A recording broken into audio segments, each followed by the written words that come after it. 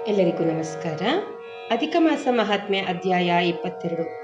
ದೃಢಧನ್ವನು ವಾಲ್ಮೀಕಿ ಋಷಿಗಳಿಗೆ ಈ ಪುರುಷೋತ್ತಮ ಮಾಸದಲ್ಲಿ ವ್ರತಾಚರಣೆ ಮಾಡುವವರು ವ್ರತಿ ಯಾವ ರೀತಿಯ ನಿಯಮಗಳನ್ನು ಅನುಸರಿಸಬೇಕು, ಯಾವ ರೀತಿಯ ಆಹಾರ ತೆಗೆದುಕೊಳ್ಳಬೇಕು, ಏನೇನು ನಿಷಿದ್ಧ ಎಲ್ಲವನ್ನೂ ದಯಮಾಡಿ ತಿಳಿಸಿರಿ ಎಂದು ಪ್ರಶ್ನಿಸಿದನು.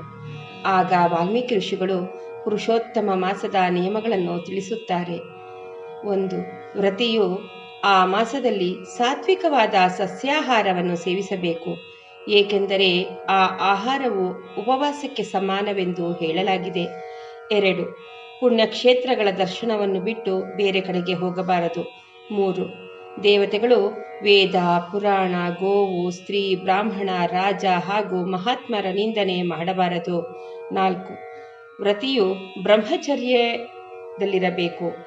ಈ ನಿಯಮಗಳನ್ನು ಅನುಸರಿಸದಿದ್ದರೆ ವ್ರತದ ಯಾವುದೇ ರೀತಿಯ ಫಲಪ್ರಾಪ್ತಿಯಾಗುವುದಿಲ್ಲ. ಶಕ್ತಿ ಇದ್ದರೆ ಉಪವಾಸವಿದ್ದು ವ್ರತಾಚರಣೆ ಮಾಡುವುದು ಒಳ್ಳೆಯದು. ಇಲ್ಲದಿದ್ದರೆ ಫಲಹಾರ ಸೇವಿಸಬಹುದು. ಸಾಧ್ಯವಾದರೆ ಈ ಮಾಸದಲ್ಲಿ ಪುರಾಣ ಪುಣ್ಯಕಥೆಗಳ ಶ್ರವಣ ಪಠಣ ಮಾಡಬೇಕು. ಇದರಿಂದ ಫಲಪ್ರಾಪ್ತಿ ದ್ವಿಗುಣಗೊಳ್ಳುವುದು. ಈ ಮಾಸದ ವ್ರತವು 100 ಯಜ್ಞಕ್ಕಿಂತಲೂ ಹೆಚ್ಚು ಶ್ರೇಷ್ಠ, ಏಕೆಂದರೆ ಯಜ್ಞ ಮಾಡುವುದರಿಂದ ಸ್ವರ್ಗ ಸಿಗುತ್ತದೆ. ಆದರೆ ಮತ್ತೆ ಪುನಃ ಭೂಲೋಕದಲ್ಲಿ ಜನ್ಮ ತಾಳಬೇಕು.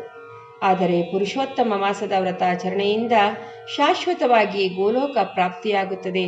ಈ ಮಾಸದ ವ್ರತ ಪ್ರಭಾವದಿಂದ ದರಿದ್ರತೆ ಹಾಗೂ ಕಾಯ, ವಾಚ, ಮನಸ ಈ 3 ಪ್ರಕಾರದ ಪಾಪಗಳು ನಾಶವಾಗುತ್ತವೆ. ಈ ಮಾಸದ ವ್ರತಿಯನ್ನು ಇಂದ್ರಾದಿ ದೇವತೆಗಳು ರಕ್ಷಿಸುತ್ತಾರೆ.